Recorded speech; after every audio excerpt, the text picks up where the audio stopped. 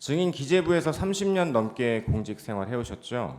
예, 특히 예산 관련 업무 많이 하셨던 걸로 보이는데 이렇게 정부 예산안을 여야 합의 없이 일방이 단독 처리한 사례가 있었습니까? 한 번도 없습니다. 헌정사에 처음 있는 사례입니다. 증인은 북한의 드론이 서울 상공까지 침입했던 사실 알고 계신가요? 예, 알고 있습니다. 국방 관련해서 종합해서 여쭈면 예산 분야의 전문가이자 대통령의 경제 참모인 증인이 보실 때 이렇게 삼축 체계, 드론, 초급 간부 처우 개선 등 국방 예산을 항목별로 전액 삭감했을 때 우리나라 국방이나 안보 그리고 우리나라 경제에 미치는 영향은 어떻고 또 어느 정도로 평가됩니까? 국방 안보는 첨단 무기하고 또 첨단 무기를 운용하는 기술력 있는 군인이 필요하다고 생각합니다. 그런데 이제 첨단 무기 확보가 늦어지고 또 군인들도 자꾸 제대를 하고 군을 떠난다 그러면 우리 안보에 장기적으로 문제가 많다고 생각을 하고 있고요. 경제에도 당연히 부정적 영향을 미친다고 생각을 합니다. 30분입니다. 이동찬 변호사입니다. 증인 기재부, 국회 예결위 등에서 예산 관련 일들을 오래 해오셨고 기재부 예산실장 거쳐 2023년 11월부터는 현재까지 대통령 비서실 경제수석으로 계시죠. 예. 증인은 실제 기재부에서 부처 예산안을 취합, 평가도 해보고 그 과정을 거쳐 국회에 설명하는 정부 편성 예산 최종안을 작성도 해보고 경제수석 입장에서는 2024년 12월 1일 국회가 전례 없이 정부안을 대폭 삭감한 예산에 대해서도 누구보다 잘 알고 계실 것 같은데 맞습니까? 예, 알고 있습니다. 네. 2024년 12월 1일 이 사건 개엄 이틀 전 야당이 2025년도 정부 편성 예산안을 4조 1천억 원 삭감하여 단독 처리하였죠. 예, 맞습니다.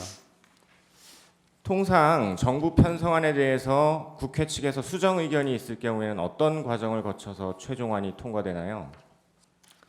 예, 보통 그 상임위와 예결위에서 증액 가백 논의된 것을 바탕으로 예결위 예산안 조정 소위에서 감액 사업과 규모를 먼저 정하고 감액된 재원을 바탕으로 증액 사업과 증액 규모를 정하게 됩니다.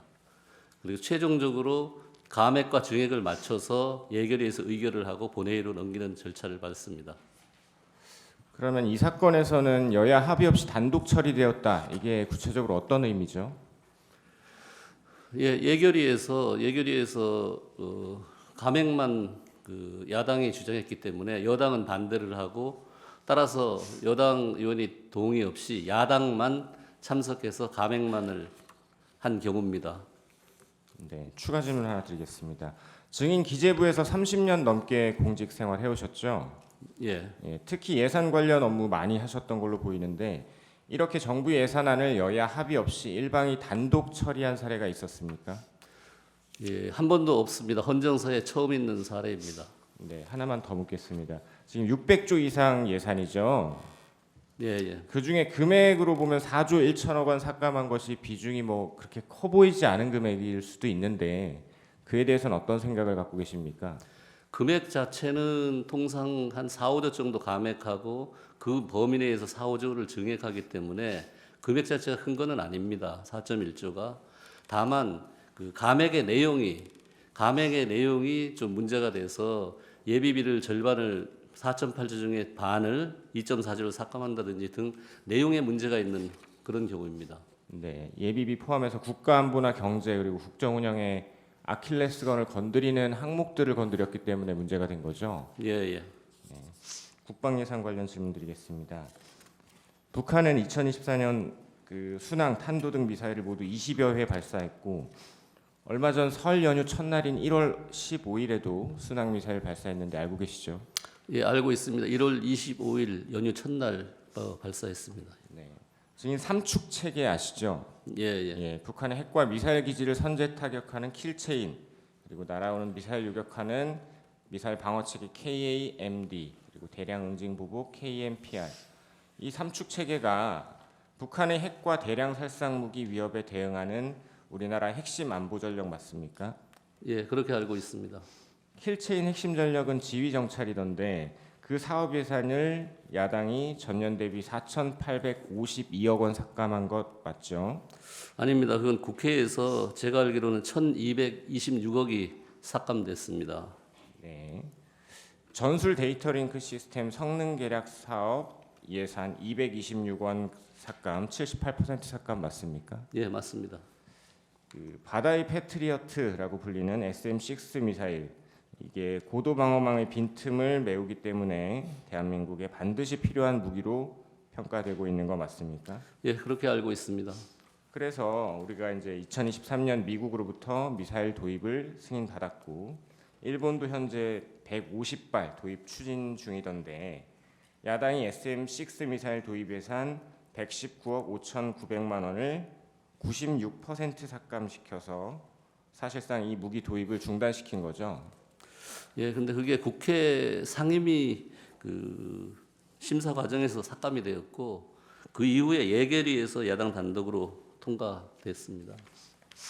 야당의 삭감 이유를 보면 사업의 추진 일정 및 가능성을 고려하여 계약을 위한 최소 착수금을 제외한 예산 삭감이라고 기재되어 있던데 이게 타당한 지적입니까? 그래서 그게 제가 알기로는 미국 측의 그 무기 개발 절차에 조금 이상이 생겨서 한 2년 지연이 됐기 때문에 그 부분을 감안해서 삭감한 걸로 알고 있습니다. 네.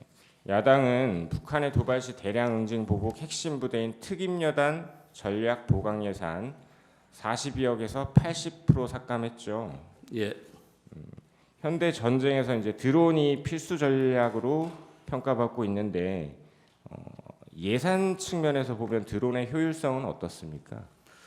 아무래도 드론이 적은 예산으로 큰 효과를 발휘하기 때문에 효율적이라고 보고 있습니다. 예를 들어서 전차를 격파할 때 지금 아파치 헬기를 쓰면 한 1,800억 정도 들어가는데 드론을 쓰면 한 66억 정도 든다고 합니다. 한 28배 좀 어떻게 보면 효율성이 있다고 보입니다.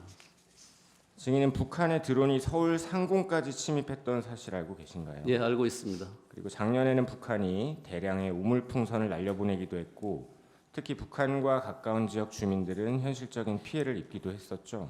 예, 그 방사청 대드론 통합체계 구축 예산은 적 드론과 우물풍선을 방어하고 직접 타격할 수 있는 핵심 전력으로 평가받고 그런데 야당이 북접경 지역 대드론 통합체계 예산을 100억 원에서 99억 5,400만 원 삭감하여 사실상 전액 삭감한 거죠. 예, 근데 그 부분도 이제 국회 상임위 심사 과정에서 여야 합의로 삭감이 되고 예결위에서 야당 단독으로 통과시킨 걸로 알고 있습니다. 삭감 이유를 보면 주파수 확보 제한 등에 따른 소요 수정 여부가 불확실하다. 이게 무슨 의미고 타당한 이유입니까? 주파수를 제가 알기로는 확보하지 못했다고 드론이 이제 운용되는 주파수가 있는데 그 주파수를 확보하지 못했다고 들었습니다. 네, 이런 국방 예산 삭감으로 대한민국 방어 시스템에 공백이 생기고 소위 잘 나가던 K 방산도 타격을 받을 수밖에 없었을 것으로 보이는데 어떻습니까? 예, 한국형 삼축 체제 구축이 반드시 필요한데 북한의 공격에 대비하기 위해서는 필요한데 이런 구축하는 시스템이 좀 늦어진다면 우리 안보 체계가 공백이 예상되고 또 아무래도 무기를 생산한 기업 입장에서 보면 또 생산을 할 수 없으니까 K 방산 같은 데도 조금 불리하지 않을까 생각을 합니다. 네.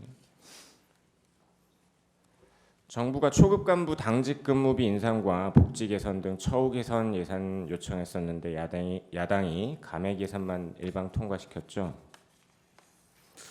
예, 그 부분은 정부안에가 있었던 건 아니고요. 그 국회 상임위에서 여야 간에 증액하기로 합의를 했는데 예결위에서 감액 예산만 통과시키는 바람에 증액되지 못했습니다. 네.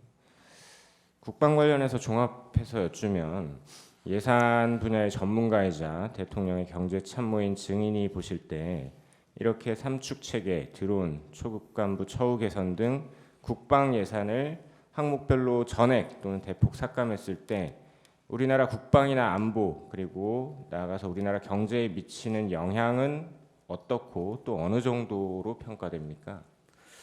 예, 국방 안보는 첨단 무기하고 또 첨단 무기를 운용하는 기술력 있는 군인이 필요하다고 생각합니다.